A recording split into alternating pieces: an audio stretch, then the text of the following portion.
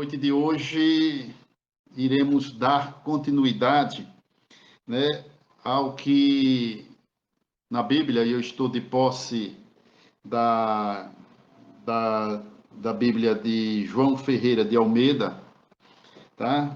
No capítulo 1, e dando continuidade ao que diz a predição sobre o nascimento de João Batista, do profeta João Batista. O nosso estudo de hoje, ele dá-se a partir do versículo de número 11 até o versículo de número 17. Irei ler para todos nós. E um anjo do Senhor lhe apareceu, posto em pé, à direita do altar do incenso. E Zacarias, vendo-o, turbou-se e caiu temor sobre ele. Mas o anjo lhe disse: Zacarias, não temas, porque a tua oração foi ouvida, e Isabel, tua mulher, dará à luz um filho, ao qual porás o nome de João. E terás prazer e alegria, e muitos se alegrarão no seu nascimento, porque será grande diante do Senhor, e não beberá vinho nem bebida forte, e será cheio do Espírito Santo, já desde o ventre de sua mãe, e converterá muito dos filhos de Israel ao Senhor, seu Deus.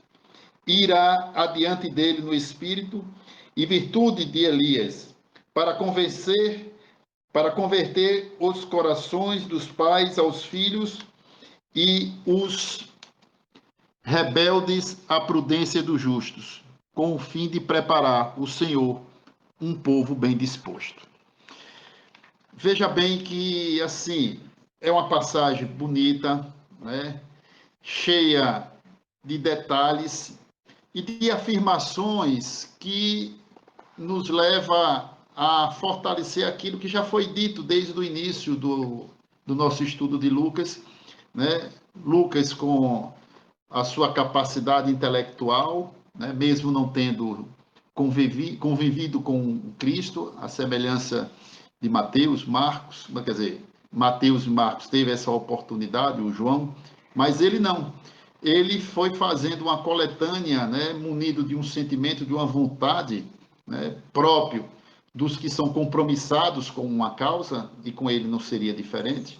Mas ele, o lado intelectual muito forte, um médico, foi coletar todas essas informações e escutando e ouvindo e entrevistando. Muito bem. Já no versículo de número 11, nos chama a atenção a afirmação de que Zacarias, devoto,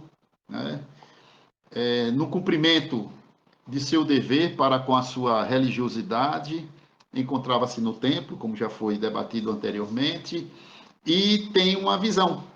Ele vê um anjo, e assim denominou um anjo, um ser, um ser humano, quando eu digo um ser humano, porque a imagem era de um ser humano, um anjo que aparece ao lado do altar, e este anjo vai, então, trazer uma mensagem para ele.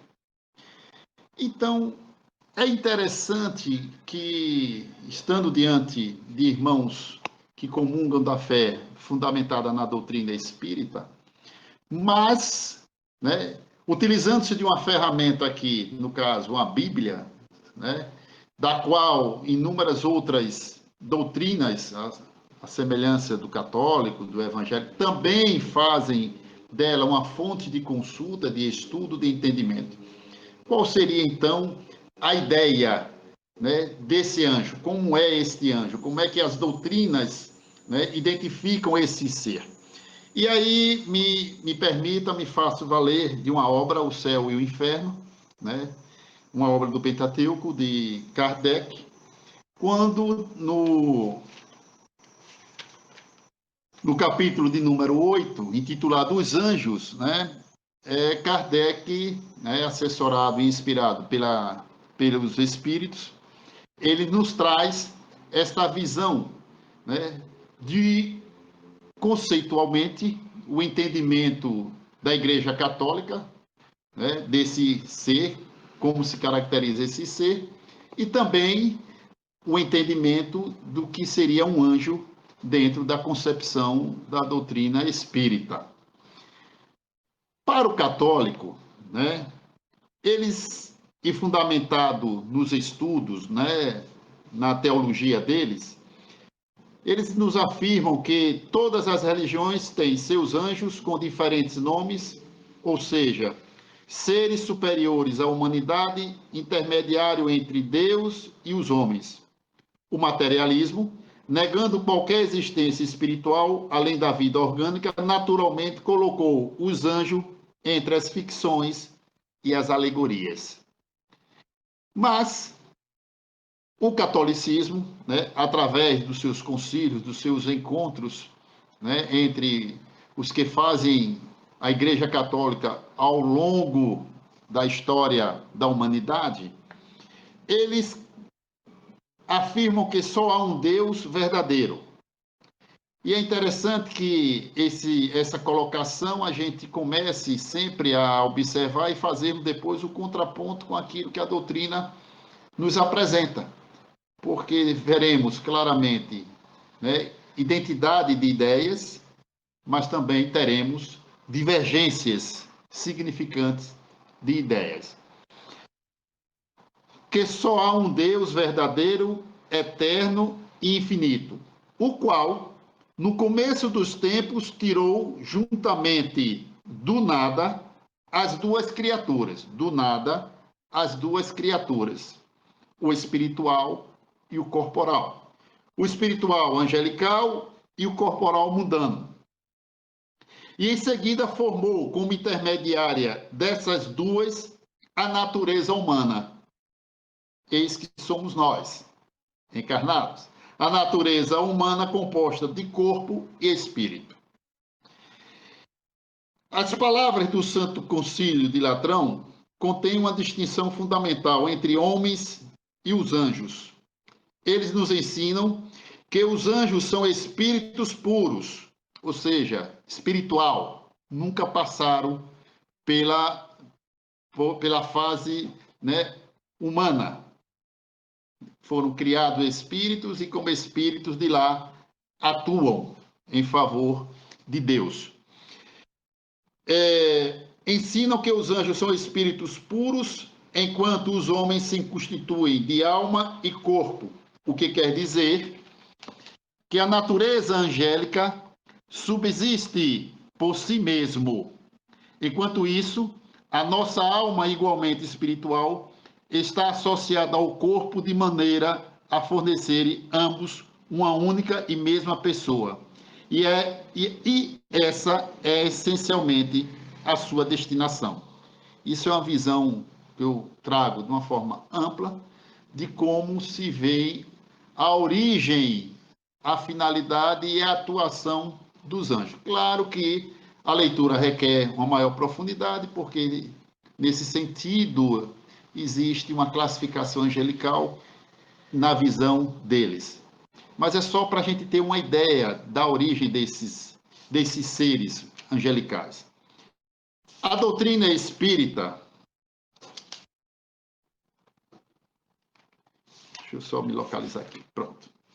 A doutrina espírita nos traz a seguinte ideia sobre os anjos, ou seja, sobre aquele ser que Zacarias, né, percebeu a sua presença e que trouxe para ele uma mensagem. As almas ou espíritos são criados simples ou ignorantes, quer dizer, sem conhecimento e sem a consciência do bem e do mal. Prossegue. Mas aptos a adquirir tudo isso que lhes falta. Eles o adquirem pelo trabalho. O alvo, que é a perfeição, é o mesmo para todos, e eles o atingem com maior ou menor rapidez, de acordo com o uso que fizerem do seu livre-arbítrio. Mais à frente, ele nos esclarece que os anjos, isso na visão espírita, os anjos são as almas dos homens que atingiram o grau de perfeição acessível à criatura e gozam da felicidade prometida. antes de haver atingido o grau supremo, gozam de uma felicidade relativa ao seu adiantamento, ok? Então, assim, percebemos claramente que o anjo Gabriel, né, já evoluído, mas passou por todos os estágios que nós estamos tendo também como filhos de Deus a oportunidade de, né, de crescermos nessa caminhada evolutiva. Então, assim, dito isso inicialmente com relação a essa visão do ser, né, nos chama a atenção também aí que, para que eu farei depois uma complementação à luz da doutrina espírita, né, mas no final, trazendo do Evangelho Redivivo ideias dessa aparição, né, desse, e para nós, claramente, já posso dizer, né, desse fenômeno mediúnico, né, que envolveu o personagem, o anjo Gabriel, na presença do Zacarias. Bem, é interessante nós observarmos que no versículo 12, no versículo 13, né, o desconhecimento do fenômeno, né, nos leva à incerteza, à insegurança. Então, assim, Zacarias, né, naturalmente, vendo aquela imagem, né, bateu nele um medo, um receio, o que seria aquilo ali. Não compreendia o fenômeno. Para nós outros que já compreendemos, né, o fenômeno mediúnico, né, percebemos claramente que se tratava de um médium, né, e de uma entidade, de um ser que se materializou para que ele pudesse cumprir com o seu papel. E aí já vem a questão da fé.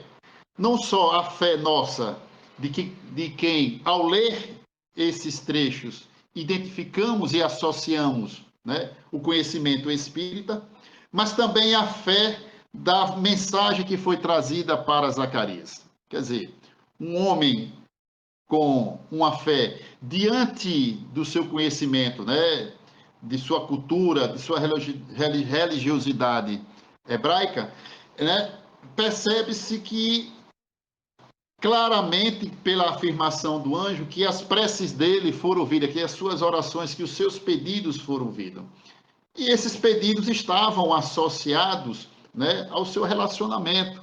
Ele não era um homem que teve filhos até aquele momento. E para a sociedade da qual ele fazia parte, havia, né, um preconceito, uma discriminação daqueles núcleos familiares que não conseguiam procriar. E muitas das vezes aí vem a crendice popular e começa a tentar descobrir porque uns têm e outros não têm, porque algo acontece com fulano e algo não acontece. E aí começam a imaginar que o fato deles não conseguirem procriar, que era algo importante dentro da cultura, para que tivessem filhos, para que esses filhos pudessem defender o Estado de Israel, ou seja, defender a civilização, defender o povo, né? Então, eles, por não ter, com certeza, Deus, e eles já tinham essa ideia de um único Deus, Deus não estaria privilegiando deles ter esses filhos por um castigo, por um erro.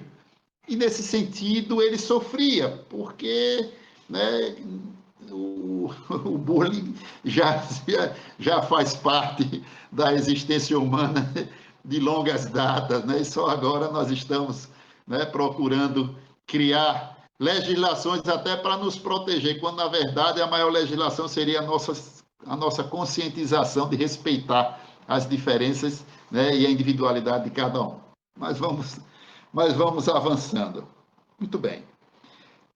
Então ele traz a mensagem, né, de que a esposa teria, né, a honra de engravidar e engravidar de um ser, de um mensageiro, que no primeiro momento não disse que seria um profeta, mas alertou e até profetizou o anjo Gabriel, quando disse que seria motivo de alegria, não só para ele e para a esposa, ou para o núcleo dele, mas para a humanidade como um todo. Porque quem viria, né, o João e ainda denominou, né, alertou para que ele colocasse o nome de João, cujo sentido é o enviado, quer dizer, tudo isso envolvido envolvido por um planejamento espiritual, né, importante e necessário para a humanidade até os dias de hoje. Então ele nos assevera dessa alegria e diz que também diante de uma profetização que esse irmão, né, esse profeta, esse mensageiro, ele seria um homem regrado, um homem voltado para os seus propósitos maiores, que depois a humanidade, e se aprofundando esse conhecimento, percebeu e até intitulou o precursor, quer dizer, aquele que veio, o enviado que veio antes do Cristo, na preparação dos irmãos naquela época para uma identificação e um reconhecimento, ainda que por parte de poucos, de que o Messias se fazia presente aqui na Terra, né?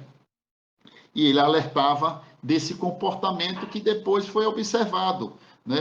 À medida que nós vamos ver mais à frente, esse aprofundando o estudo, o comportamento de João, né? E ele nos traz também uma outra informação de que estaria se cumprindo, né? O próprio anjo diz que estaria se cumprindo as profecias quando esse mensageiro, né, esse enviado, o João, seria a semelhança do profeta Elias. A semelhança, mas para nós aqui sabemos, então, né, e a doutrina nos traz com informações que nos asseveram e nos afirmam com segurança, com veracidade, de que se trata a reencarnação do profeta, né, Elias, e que caracteriza não só pelo comportamento, né, não só pelo que ele vai realizar, e até a forma do desencarne dele, né, pela decapitação, como forma dele, né, pagar pelo erro cometido, né, no passado, no caso, Elias, onde se envolveu com mortes, né, desencarne de irmãos à semelhança. Muito bem. Dito isso, eu trago assim, só para, digamos, para reafirmar o que eu tentei, ou estou tentando passar para os que nos escutam, em termos de uma ideia, né, dentro de um contexto, mas o Evangelho, no livro de número 4, nos estudos interpretativos de Lucas, ele nos diz que esta passagem, ou seja, do 11 até o 25, mas o 25 não é motivo do nosso estudo, né, na noite de hoje, mas ele nos chama a atenção para que, como espíritas, né, possamos observar, né, nessa passagem, nesses versículos do 11 ao 17, o quanto que a doutrina espírita nos ajuda a compreender e a entender, né, o que aconteceu naquele momento. Então, ele nos chama primeiro o renascimento do profeta Elias, que passaria a ser conhecido como João Batista, o precursor da missão de Jesus, como consta nos versículos de 13 a 17. Outra ocorrência interessante, associando ao estudo da doutrina espírita, nesse mesmo estudo aqui, a ocorrência usual de manifestações mediúnicas de efeitos inteligentes e físicos. A vidência de Zacarias, né? Ou, no mínimo, a materialização de um espírito que, inclusive, se identificou como anjo Gabriel, seguido de sua mudez, como consta nos versículos de 11 a 19. Outro fato interessante é a necessidade de João Batista levar uma vida de renúncia e de devoção para cumprir fielmente a missão que lhe foi destinada. Com João Batista encerra-se o ciclo dos profetas hebreus. Batista deveria passar pela reparação espiritual de ter, enquanto Elias, mandado degolar os sacerdotes de Baal. Assim é possível que João Batista tenha sido educado pelos seus pais de forma austera e frugal, preparando para exercer seu ministério, como indica o versículo 15. Certo? E, finalizando a nossa participação, também de forma bem metódica, né, como característica do autor, na obra Sabedoria do Evangelho, no volume de número 4, né, do Carlos Pastorino, ele também nos chama a atenção sobre a ideia de anjo e trazendo, né, o que eu fico assim interessante, quero compartilhar com os irmãos, que acredito que também pode ter usado como fonte de consulta, as terminologias, né, do hebreu.